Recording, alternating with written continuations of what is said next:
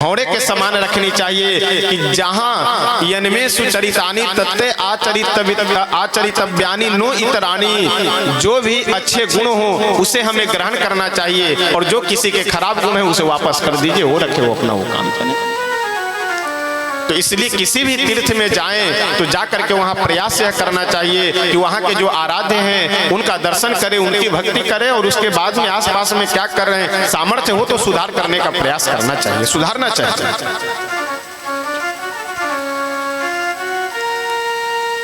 मैं निवेदन कर रहा था कि सभी गोपियां जैसे ही भगवान की बंसी की ध्वनि सुनी वैसे सबको ऐसा लगा कि मानो नंद नंदन हमें बुला रहे हों, श्याम सुंदर हमें बुला रहे हों, और सब अपने अपने गृह कार्यों को छोड़ करके दौड़ करके भागी किधर, निधि वन के पास जहां भगवान श्याम सुंदर बैठ करके बांसुरी बजा रहे हैं।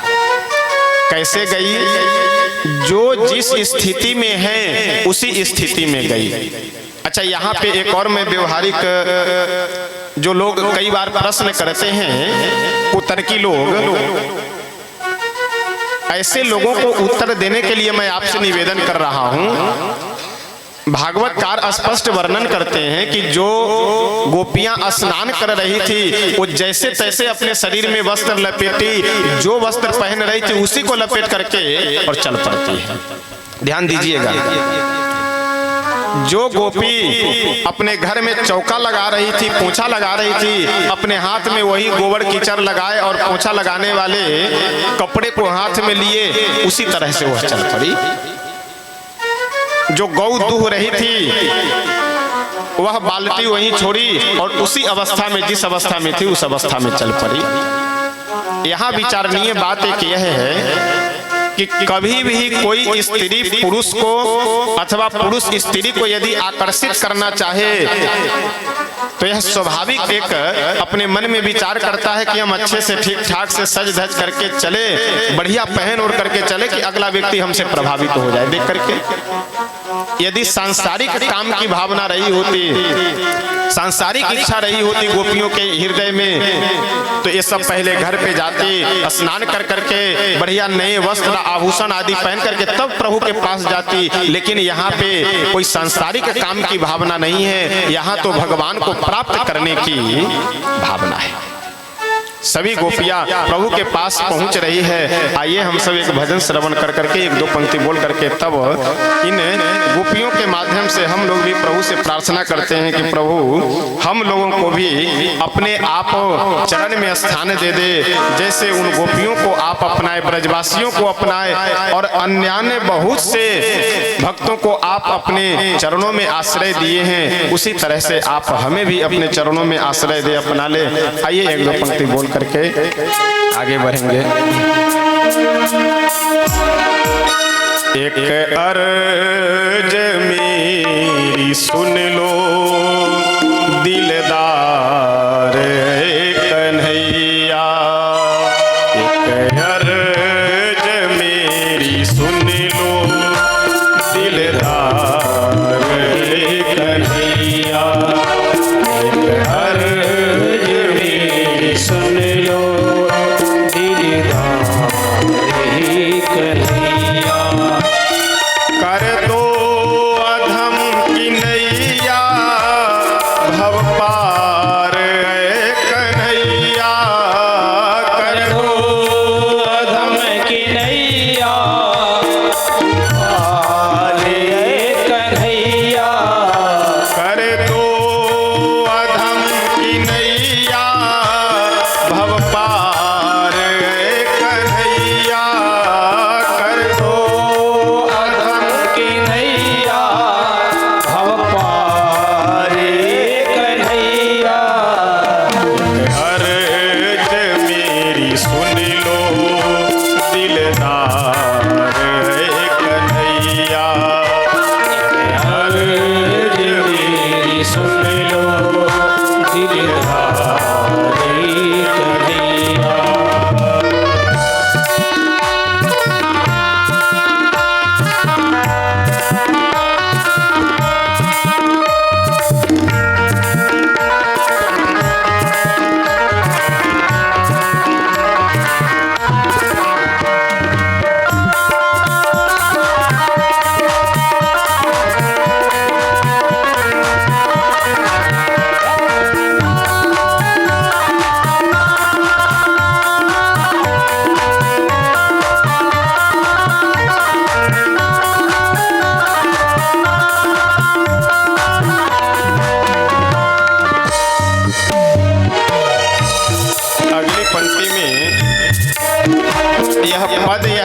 श्री बिंदु जी महाराज का पीछे जो है प्रमुख जी जहां आप खड़े हैं, आप जहां खड़े वहां कुछ चादर डलवा दीजिए तो वहां पीछे तक बैठे, और कुर्सी और इधर कर दीजिए, इधर जगह पर्याप्त है तो इधर और दब करके बैठ जाए पीछे से। श्री बिंदु जी महाराज अगली पंक्ति में कहते हैं कि हे प्रभु, मेरा यह निवेदन आपके चरणों में है, मेरी यह प्रार्थना आपके चरणों में है कि हम अच्छे हैं या बुरे हैं, जैसे भी हैं हम आपके, बस हम इतना जानते हैं। हम लोगों को भी यही करना चाहिए, प्रभु से यह नहीं कहना चाहिए कि हमें अच्छा बना दीजिए या बुरा बना दीजिए। प्रभु हम अच्छे बुरे जैसे भी हैं आप अपने चरणों में हमें लगा लीजिए, अपने चरणों में स्थान दे दीजिए, बस और कुछ हम नहीं जानते। अच्छा हूँ या बुरा हूँ, परदास हूँ तुम्हारा। अच्छा हूँ या बुरा हूँ, परदास हूँ तुम्हारा। अच्छा हूँ या बुरा हूँ, परदास हूँ तुम्हारा। अच्छा हूँ या बुरा हूँ, परदास हूँ तुम्हारा। जीवन का मेरे तुम पर, जीवन का मेरे तुम पर है बार है कन्हैया। हर जमी सुन लो दिलदार है कन्हैया। एक अर्ज मेरी सुन लो, दिलदार है कन्हैया।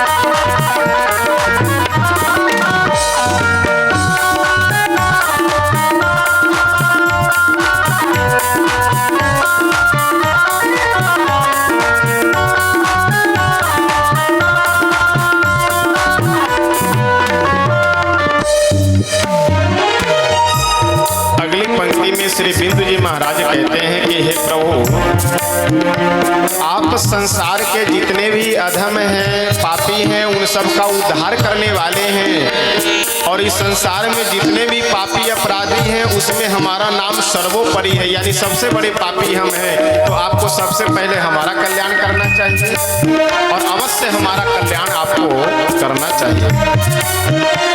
तुम हो अधम जनों का उद्धार करने वाले, तुम हो अधम जनों का उद्धार करने वाले। तुम हो अधम जनों का उद्धार करने वाले। तुम हो अधम जनों का उद्धार करने वाले। मैं हूँ अधम जनों का, मैं हूँ अधम जनों का सरदार है कन्हैया। हर जमी सुन लो दिलदार है कन्हैया। कर दो अधम जनों का भव पार है कन्हैया। कर दो अधम जनों का भव पार कन्हैया। हर जमी सुन लो दिलदार है कन्हैया। एक अर्ज मेरी सुन लो, दिलदार है कन्हैया। अगली पंक्ति में श्री बिंदु जी महाराज कहते हैं कि प्रभु, यदि आप यह सोच रहे हो कि हम इसका कल्याण नहीं करेंगे तो आपको संसार के लोग एक नाम से बुलाते हैं। किस नाम से? करुणा निधान, दयावान, दयालु आपको लोग कहते हैं, अकारण करुणा करने वाले कहते हैं। तो यदि आप हम पर कृपा नहीं करेंगे तो हम बैनर पोस्टर बनवा करके और पूरे संसार में आपको बदनाम कर देंगे। जो आपका नाम है दयालु, उस नाम को हम लिख देंगे बैनर पे कि केवल इनका नाम है दयालु, ये काम कुछ दयालु वाला नहीं करते हैं।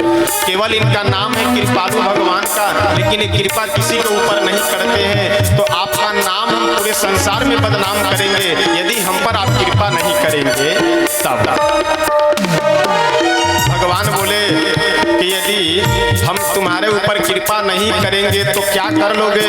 बिंदु जी महाराज बोले वो क्या करेंगे नहीं करेंगे तो बाद की बात है, लेकिन आप कैसे कृपा नहीं करेंगे? यदि आप करुणा निधान है, कृपालु है, तो आपको कृपा करनी पड़ेगी। कैसे नहीं कृपा करेंगे? ये भक्त का भगवान के ऊपर अधिकार होता है।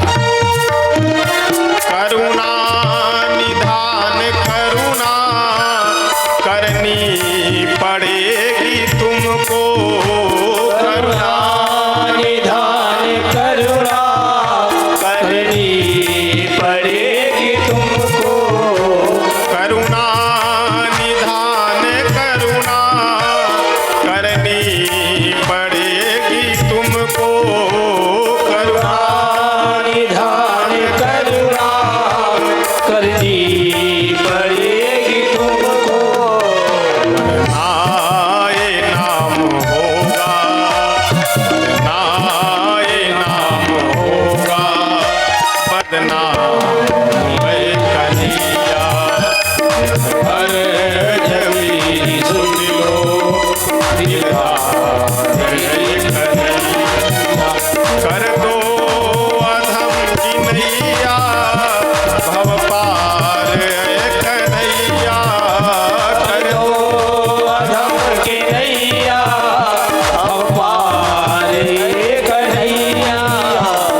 हर जमी सुन लो दिलदार कन्हैया, हर जमी सुन लो दिलदार कन्हैया, हर जमी सुन लो दिलदार कन्हैया।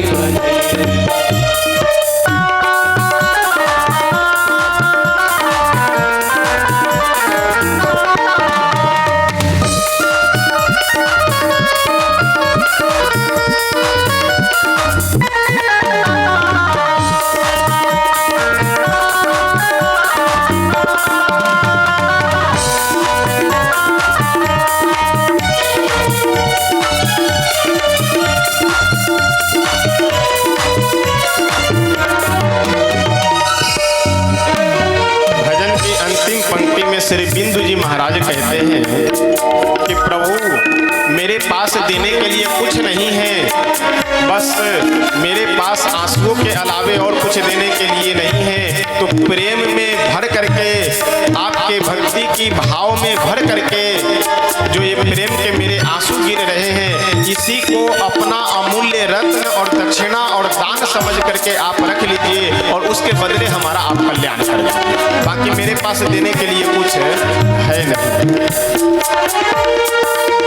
ख्वाहिश है कि मुझको कुछ दृग बिंदु लेकर, से है कि मुझको दृग बिंदु रत्न लेकर, ख्वाहिश है कि मुझसे दृग बिंदु रत्न लेकर, ख्वाहिश है कि मुझको दृग बिंदु रत्न लेकर, बदले में दे दो कुछ, बदले में दे दो अपना कुछ प्यारे कन्हैया।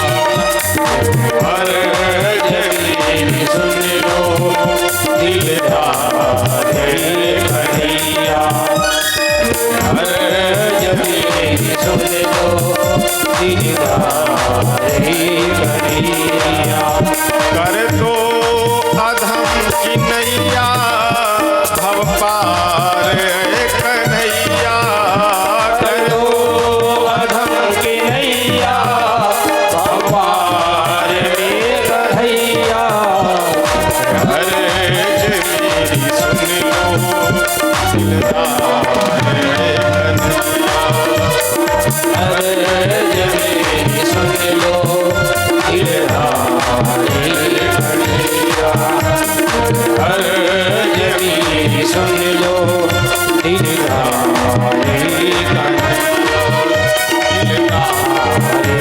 कन्हैया दिलदारी कन्हैया। श्री राधा कृष्ण भगवान की जय। इस भजन की जो एक पंक्ति है वो अपने आप में अद्भुत और गजब की पंक्ति है। श्री बिंदु जी महाराज कहते हैं करुणा निधान करुणा करनी पड़ेगी तुमको। एक भक्त भगवान से कह रहा है कि कैसे नहीं करुणा करोगे, जब करुणा निधान कहे जाते हो तो करुणा करो, जब दयालु कृपालु आप कहे जाते हैं तो दया कीजिए, कृपा कीजिए। भगवान बोले कि यदि कृपा न करे तो क्या होगा, दया न करे तो क्या होगा। श्री बिंदु जी महाराज बोले कि बस यही होगा, वरना ये नाम होगा बदनाम ए कन्हैया। बैनर पोस्टर बनवाएंगे कम से कम 10 से 12 हजार और पूरे देश में घूम घूम करके लगा करके और पूरा प्रचार कर देंगे कि देखो संसार में झूठा प्रचार हो गया है कि भगवान बड़े दयालु हैं, कृपालु, एक नंबर के निर्दयी आदमी है वो।